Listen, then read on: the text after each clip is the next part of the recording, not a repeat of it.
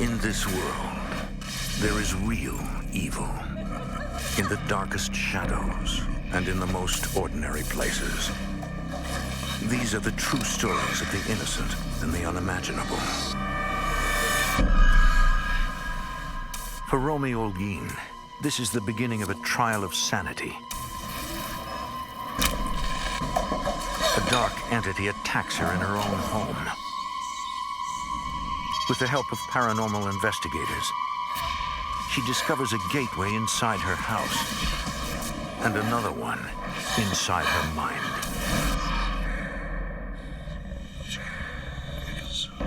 Between the world we see and the things we fear, there are doors. When they are opened, nightmares become reality.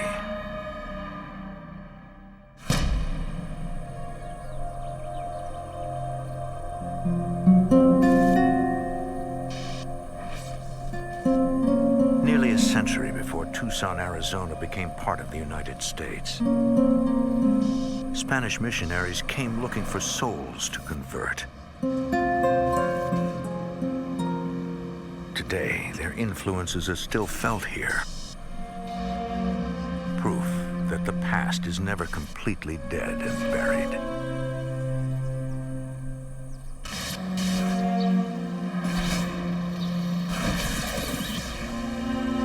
Romie Holguin and her husband Fernando are at a crossroads in their lives. Romie is between jobs, and Fernando is recently retired from the military.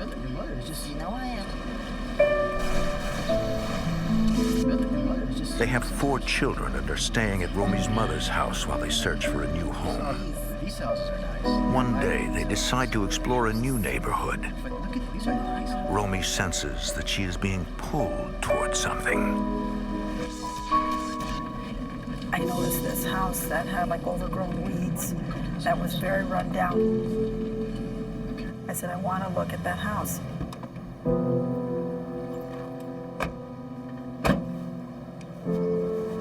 Fernando? What do you think? He said, no, you're crazy. I don't want to have anything to do with that. Honey, we'll fix that. I don't see why anybody else would want a house the way it was when we first, saw it. Honey, look beyond what you see now. But I want this house. What's so special about this house? For whatever reason, I was just drawn to it. The couple talks to neighbors, hoping to find out who owns the house.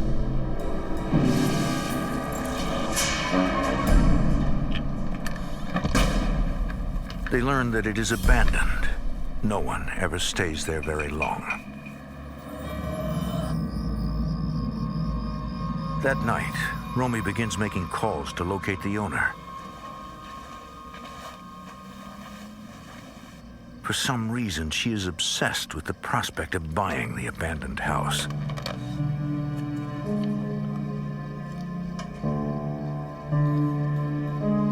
Honey, why don't you just drop it? Just drop it. We've saved some money. Most people, they don't go look for the most rundown house that they can find and say, I'm going to fix this up, because that takes a lot of time and a lot of money. I had young children, and I wanted to move out of my mother's house as soon as possible.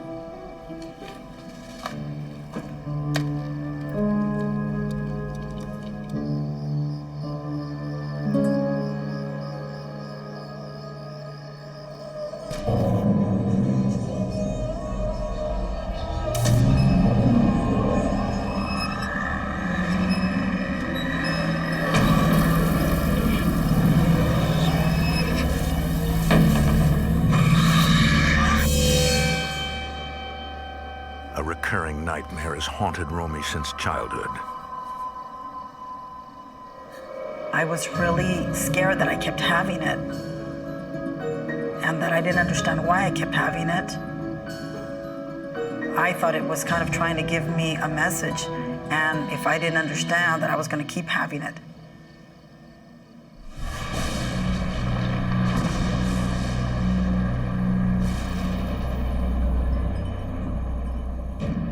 Romie eventually tracks down the owner of the house and makes a deal.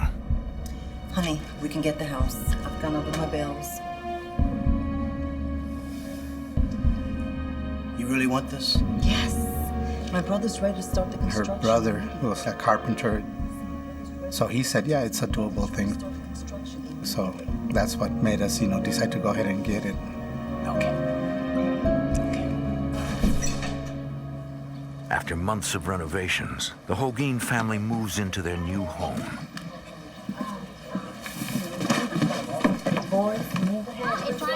Romie and Fernando's children are glad to finally have their own space. Hey guys, check your boxes, make sure everything's inside.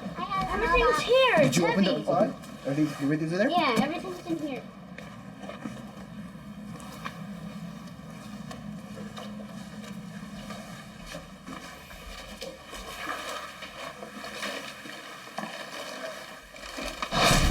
So yo. Honey, you're scared me. Don't sorry. do that. I'm sorry.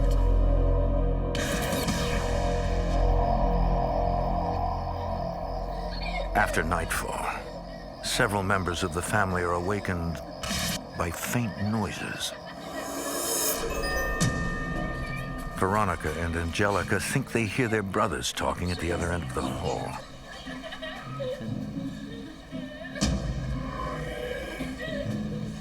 Can you hear?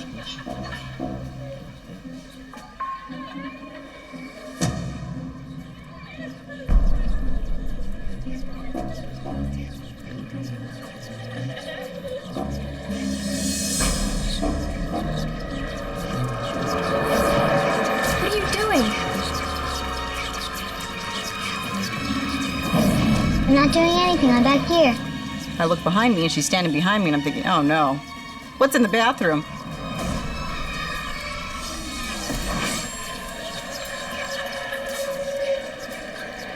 We just ran back to our room and just thought there's something weird about this place. 2 nights later,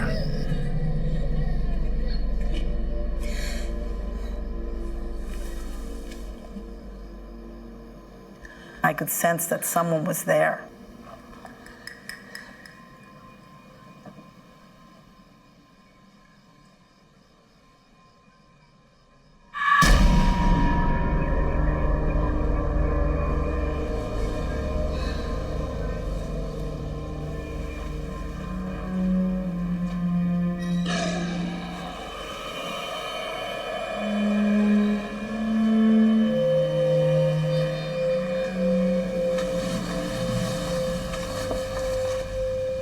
Romie decides to check on her children.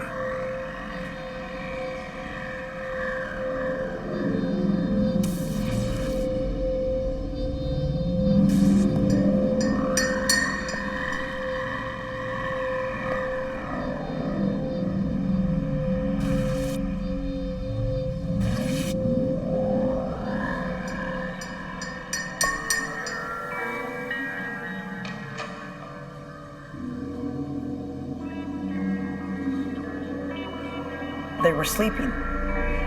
They were sound asleep.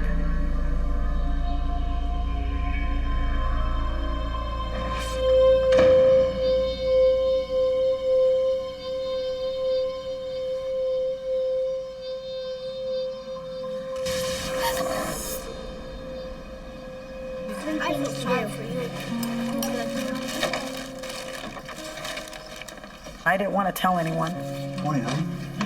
Why? Is anything wrong? because I didn't want them to think I was crazy. I'm just so tired today. Take some coffee, okay? So I kind of kept it to myself. I don't really like it. I always kept thinking maybe there is an explanation for it. What? Is that good? A few nights later,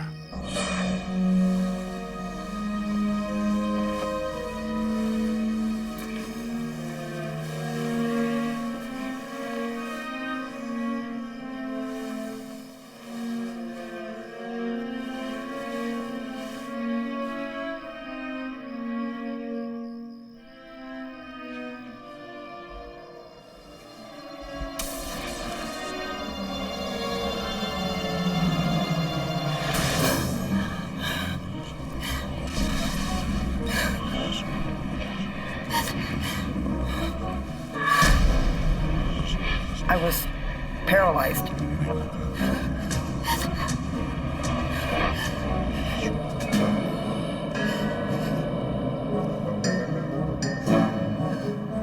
Romie begins to doubt her own sanity.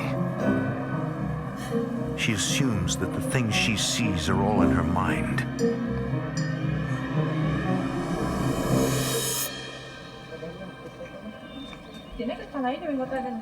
One day, Romie and her sister bring food to an elderly shut-in. Bien. Aquí está su sopa. Oh, muchas gracias. Thank you so much. Oh, thank you. Gracias. Hola.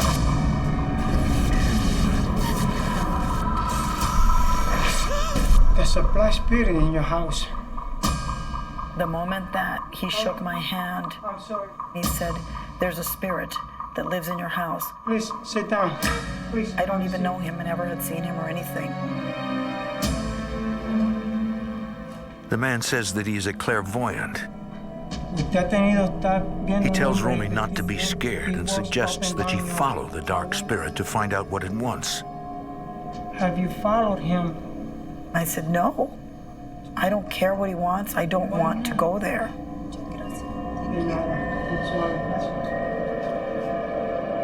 Be careful. There's a gateway at your house. All the bad spirits might come through it. So please be careful. Romie hopes that if she ignores the spirit, it won't come back.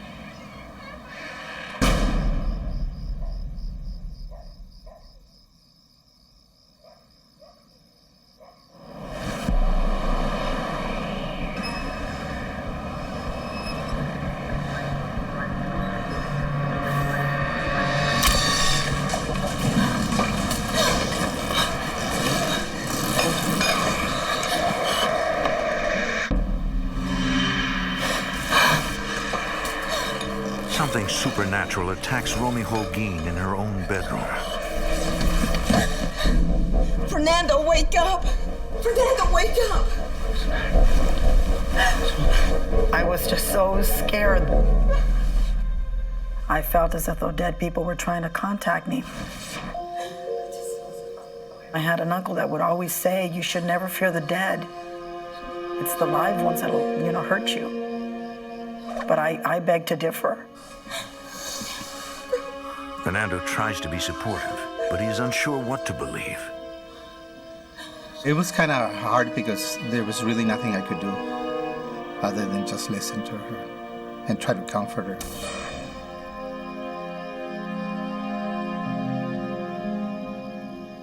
I said, "That's it. We've got to stay in the living room." So we stayed in there for a long time, where it was a ritual for the kids. I'll do our pillows.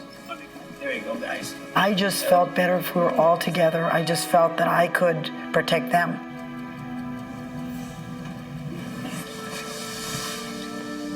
One night we were settling in the living room, and my son says to me, Mom, I know why you want us to sleep in the living room.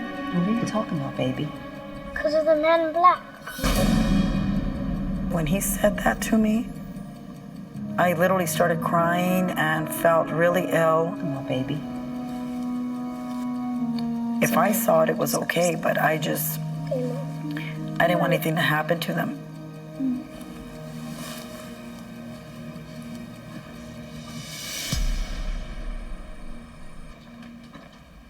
So far, the children don't seem frightened.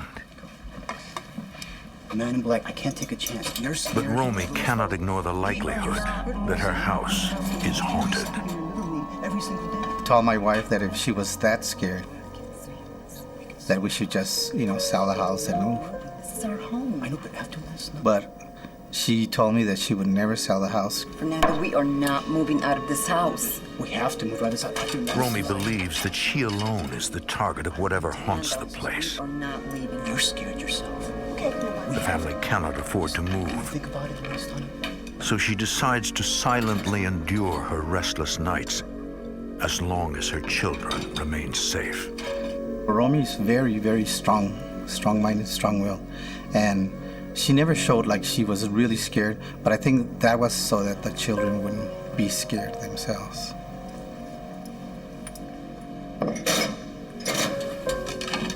I knew there was something here, but I really didn't think there was anything that could harm us.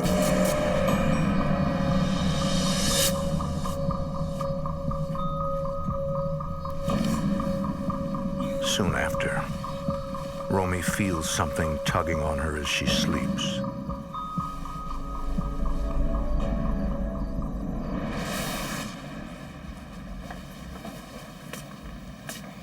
She woke up and, told me that she had a really bad dream.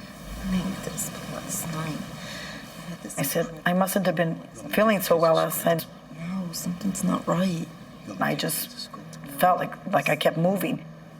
He said, you did. You ended up almost in the middle of the bed, and you were very, very restless.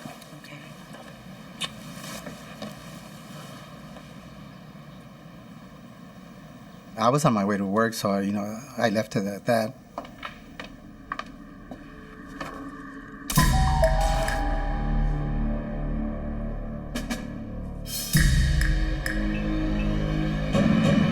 I had teeth marks along the back side of my arm. It scared me so horribly. All I could think of was getting out of there as fast as I could. Romie drives to work unable to comprehend what's happened to her. Joyce. For her own sanity, she needs someone to verify that the bite marks are real. There's so much going on. You can see it. What's wrong? Look at it. Oh my God. You're the first one who believes me. Of course I believe you. Look at that. You see that? It's like...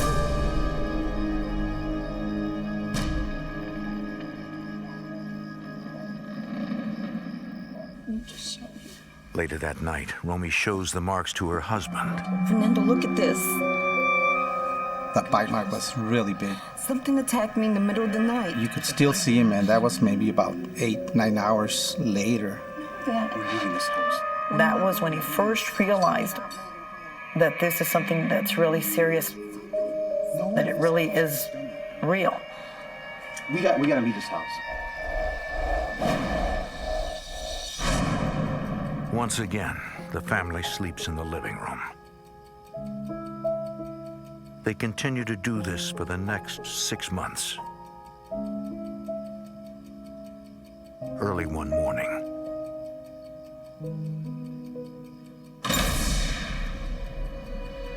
I got that feeling that this man in black was warning me that something was wrong. What's wrong? I have to go. Romie senses that her elderly aunt, who has been hospitalized for several weeks, is in trouble. Honey, I have to go. She immediately leaves to check on her.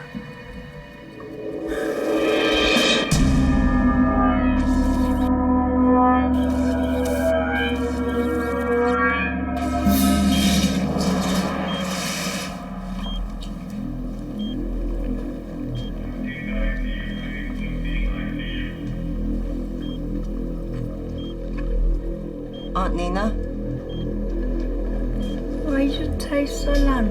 She told me, where have you been? What took you so long? She said, I've been calling you since really early this morning. And when she told me that, it sent chills up and down my back. Within an hour, she actually died.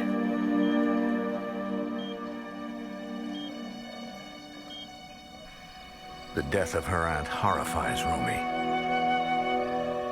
She fears this is a sign from the dark spirit that haunts her house. But is it a warning or a threat?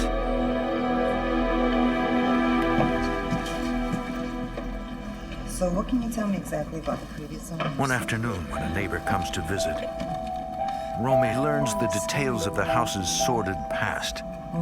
What happened? But this house does not have a good history. His father's gone out of A younger teen, maybe age 15. blues for reason. had actually shot himself.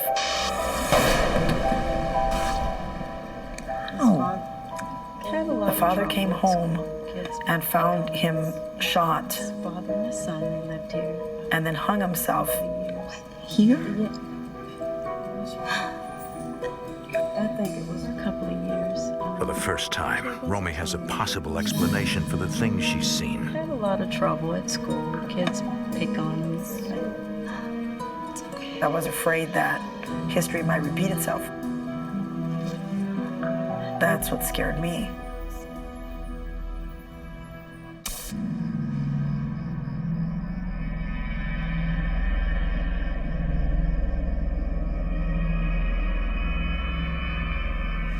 Romie experiences nothing unusual for several months.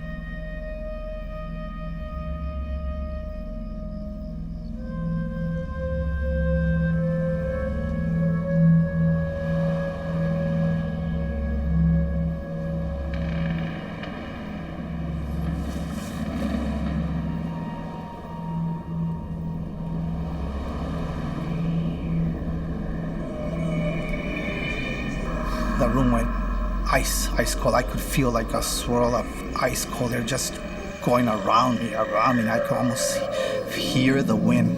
Romie. Romie. Romie.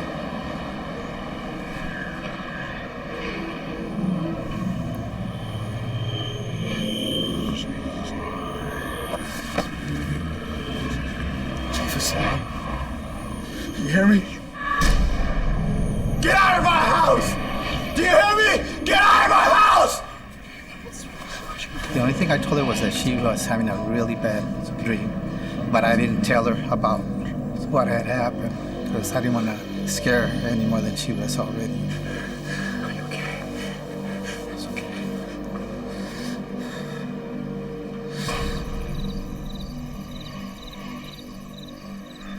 Finally, Romie and Fernando decide to ask for help. They ask Kenneth Moreland, the deacon from their local congregation, to bless the house. We have a lovely home here. In the blessing of the home, we're actually asking God to be present in that home and to make that home a sacred space. What we'll do is say some prayers The together. couple explains that the house has a troubling history. Previous owners that lived in this house. They fear that something evil is haunting them. The Catholic Church's position on things like this is that we know that evil exists in the world. We don't, as humans, totally understand the realm of that spiritual life, whatever it is that's out there. We pray in Jesus' name. Amen.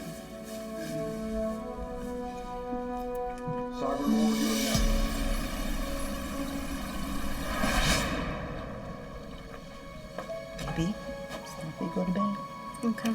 Okay. Right after the deacon left, I felt at peace and I felt like finally, this is it.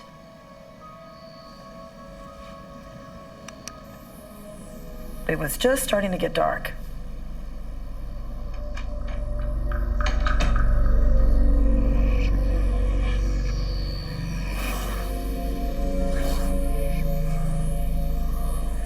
I started to feel like something was horribly wrong.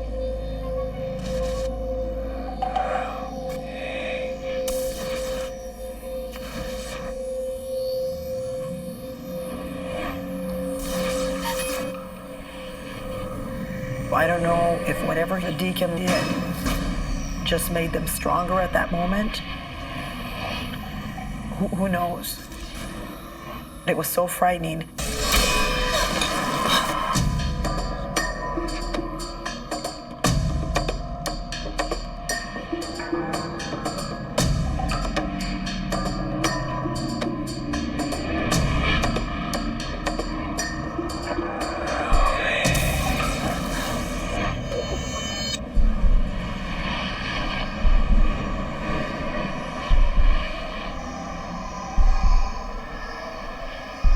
One story where Jesus was approaching his cemetery, and a man came out of the cemetery, and he supposedly had a legion of devils in him, meaning many, many devils. And they begged Jesus to leave and to leave them alone. And I feel that's exactly what was happening in Romie's situation.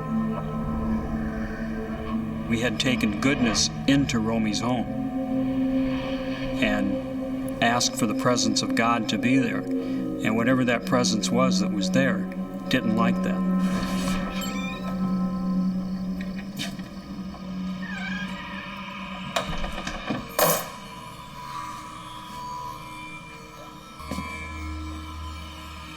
Fernando returns home from work late that night and finds that Romie has returned to sleeping in the living room.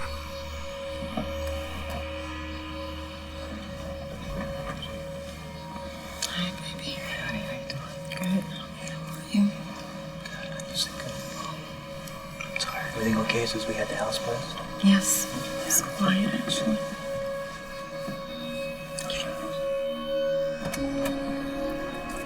Years pass. Romie's children grow up.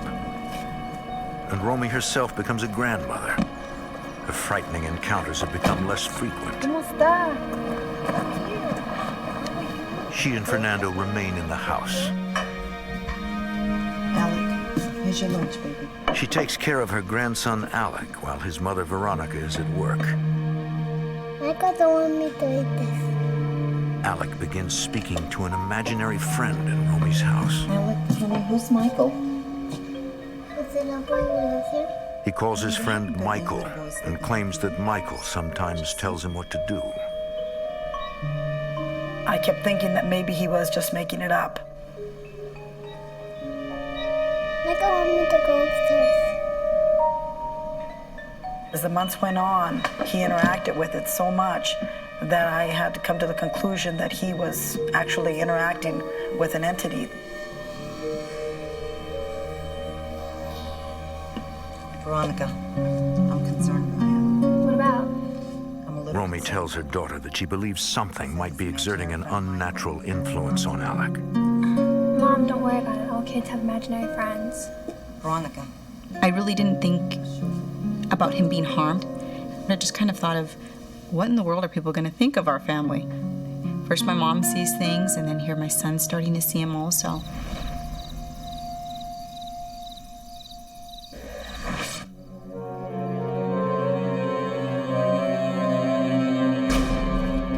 Veronica takes her son home and learns that he is frightened of his new friend.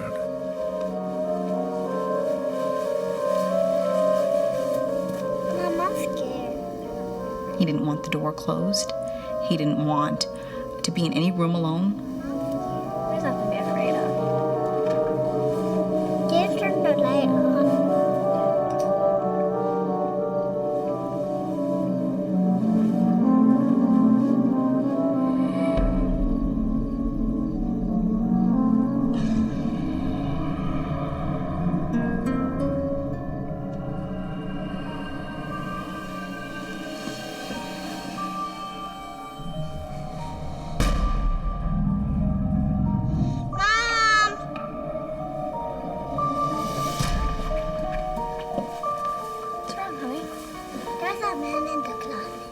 I didn't know if he was, scared of what normal kids are scared of. Something in his closet, something under his bed, or if there was actually something in there that could harm him.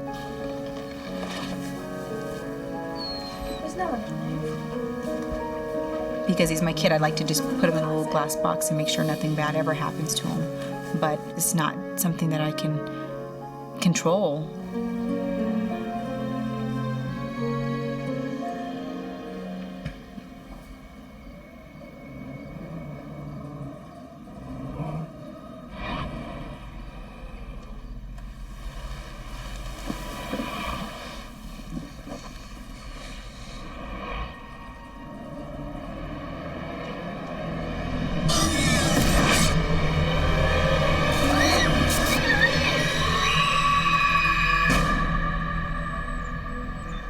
A week later, Alec again visits his grandparents.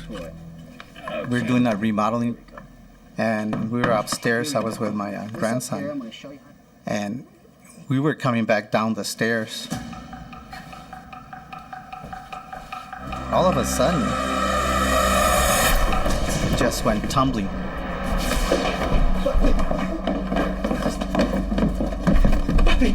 Okay? And then he just turned back and looked at me and said, Tata, why did you push me? And I said, no, I didn't push you. Stairs, you okay? He said, well, we were coming down the stairs, You feel okay? and all of a sudden, Alec's shoulder went forward, like he had been literally pushed from his back. Alec escapes with only minor bruises. But it's clear to Romie, the dark spirit is back.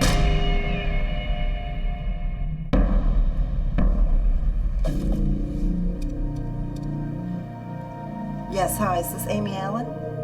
After her grandson is pushed down the stairs by an unseen force, Romie takes action.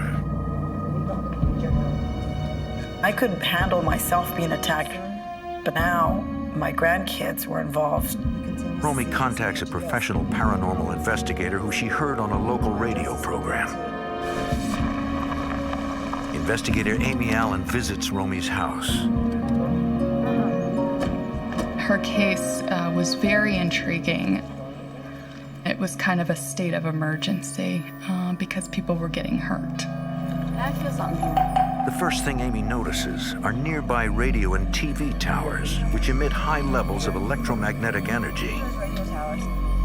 Parapsychologists have suggested that this can cause hallucinations. Amy conducts her investigations with the help of paranormal sensitives. Hey, Amy. How you doing? I'm good. Sensitives experience the spirit world in various ways. I tell you a whole lot. You won't even know. Some experience it visually, I want to see what kind of feeling. Okay. You want to get started? Yeah. others through emotion. A technician brings equipment to measure energy in the house. All right, Teresa, this is the living room. Let's see how you feel about this room and then maybe head upstairs. You guys can help us.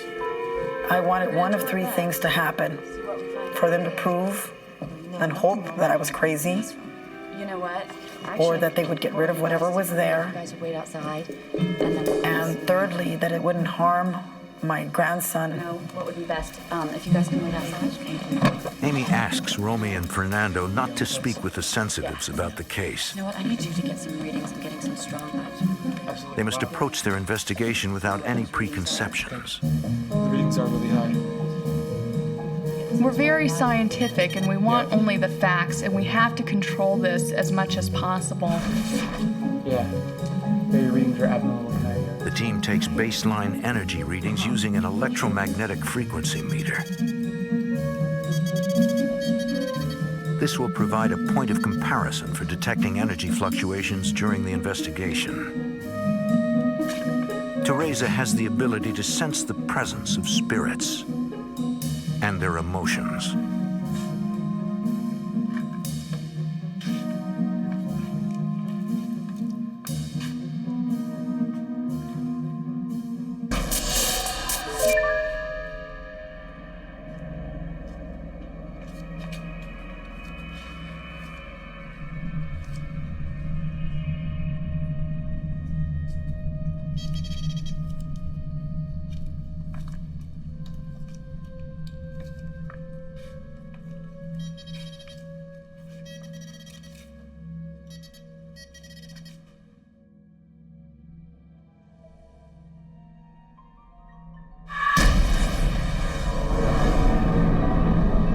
Teresa detects an unnatural presence.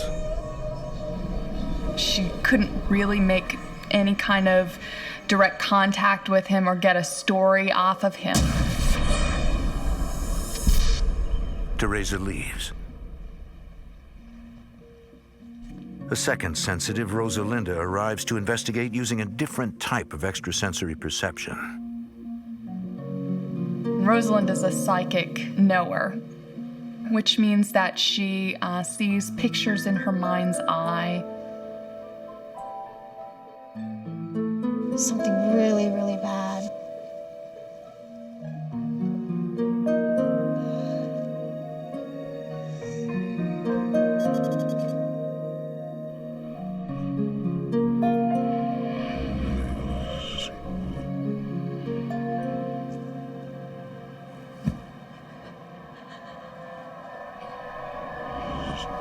she'll actually see like movies playing in her mind.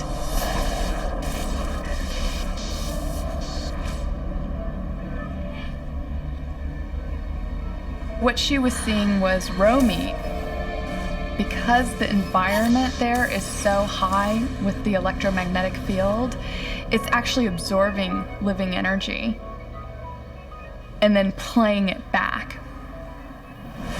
So even though Romie and her husband are still alive, they're already being absorbed into their walls of their home and being played back. Rosalinda senses the presence of a dark entity. She tried to leave the room and saw in her mind it saying, "Go ahead and try to get rid of me. Go ahead, I dare you."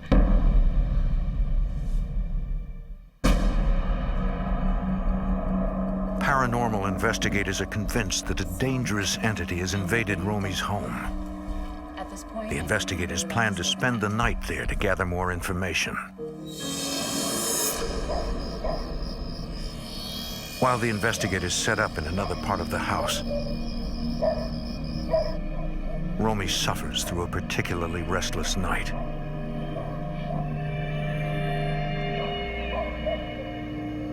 All of a sudden, I started to get really anxious. I felt like the room was full of people. You have to get out of here. There are too many people here with us. In the house? No, in this room. I got up like really desperate. My husband said, "What are you doing?" I said, "I have to leave. I feel like there's a bunch of people in here with me. I just have to get out of here." Honey, honey, honey. Please.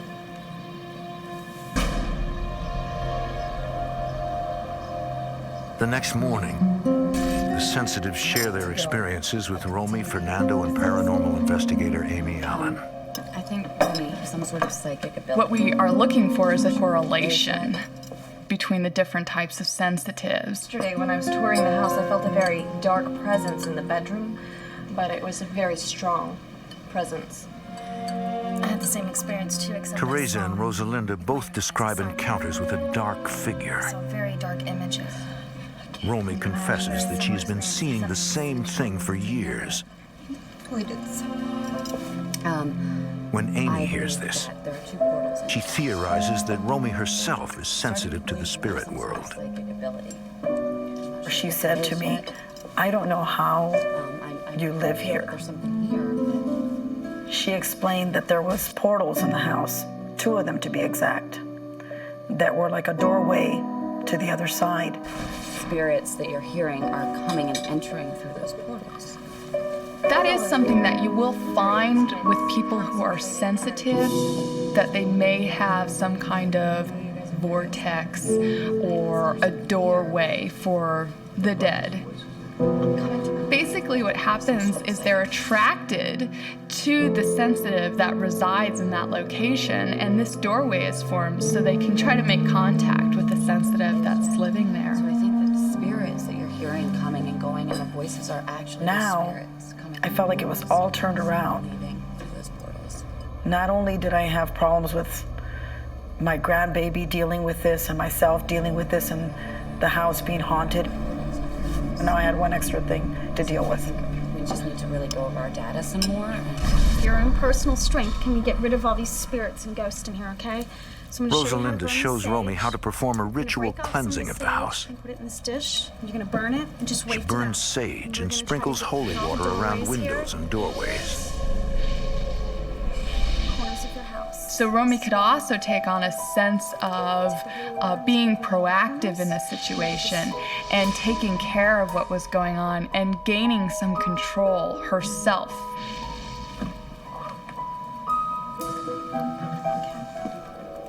Amy Allen hopes that this will help purify the environment by getting rid of negative energy. We're gonna head out, go back over all our notes. But she knows they'll have to do more research to put an end to the haunting. Repeat what she taught you with the sage. We don't say we have a definite conclusion. We can't do that until we've gone over all of the data.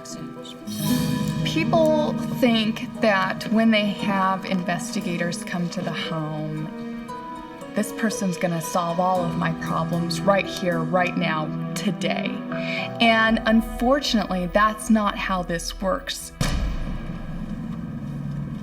Amy Allen goes home to study her data. She must consider many possibilities before taking action. Is the dark figure the spirit of a deceased human? Or something else?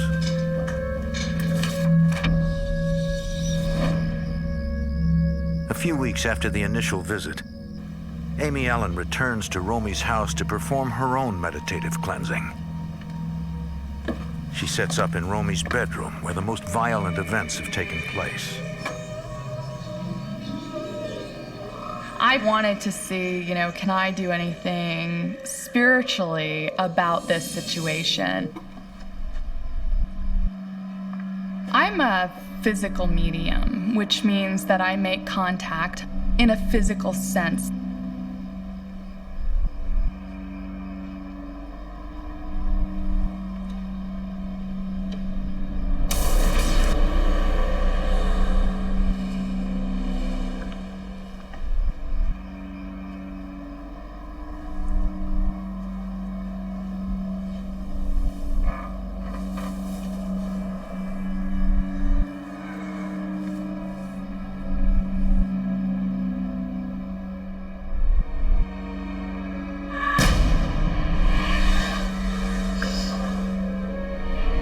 When I made contact with this thing, it had no response, no reaction. Amy begins to wonder if the entity is something other than a ghost. I did not feel I had made a connection with an actual deceased individual. It was nothing but energy.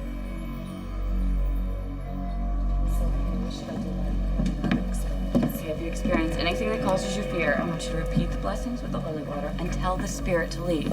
Okay? I'm serious. Even if you have to yell at it and say, I don't want you here anymore, be serious. Okay?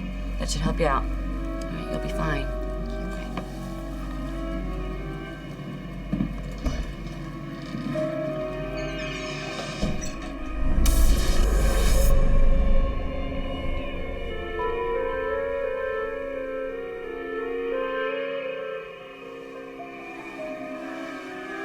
All of a sudden, I felt really like I was gonna be sick.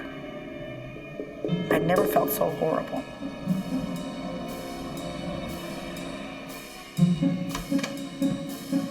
I said, that's it.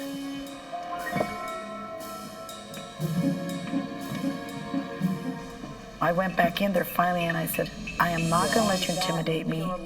I'm not gonna let you scare me in my house anymore. I need you to go. I need you to leave. Romie calls Amy Allen for help.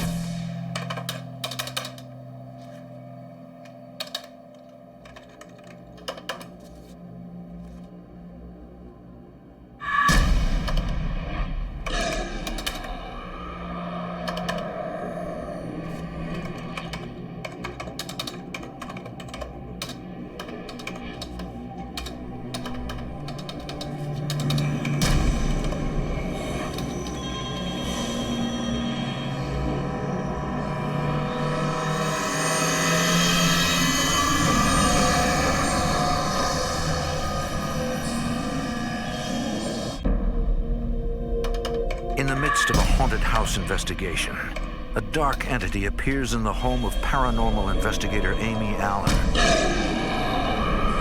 Get out of my house. She recognizes the entity as Romie's tormentor. Hello? Amy, it's Romie. It's back. The man in black. No, Romie, you sent it to me. Amy, what are you saying? What are you talking about? She said, you sent that man in black to my house.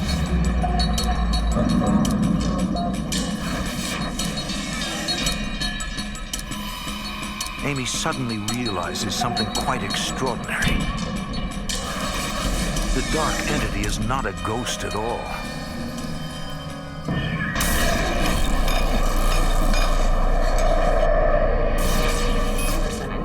poltergeist. Something Romie has unknowingly manifested herself.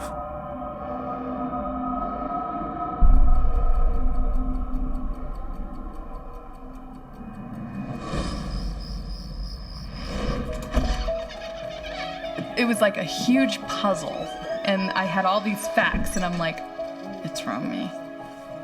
The haunting was coming from Romie herself, and she was projecting it out into our physical reality. It's inside of you. Amy concludes that Romie possesses psychokinetic or PK abilities. She's created a physical embodiment of her own anxieties. Anger, depression, anxiety, guilt, remorse. What that means is it's not a ghost living in the outside world. It's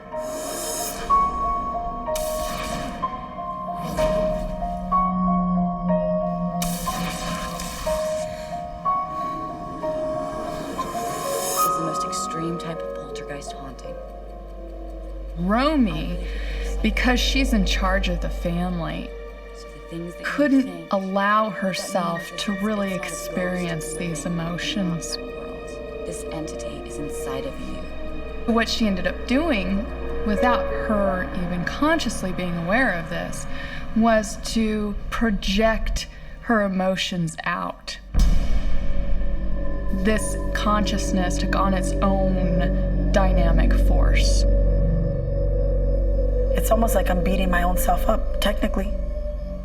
I was frightening my children that I wanted to protect. I was protecting them from me, and at the same time, I was scaring them. I was the one that was tormenting them, and myself also. I call it my curse.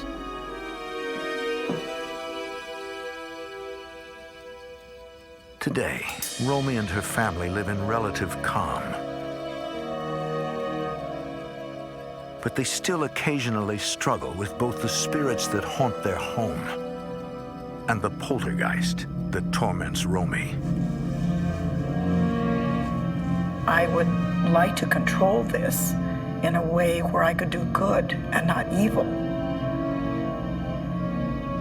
But it seems kind of hard for me to do that if, in fact, I have the ability to torture even my own self.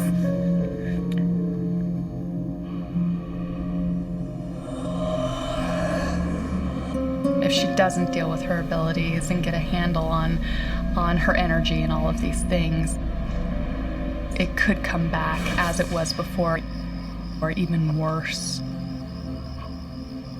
It really is a curse to me.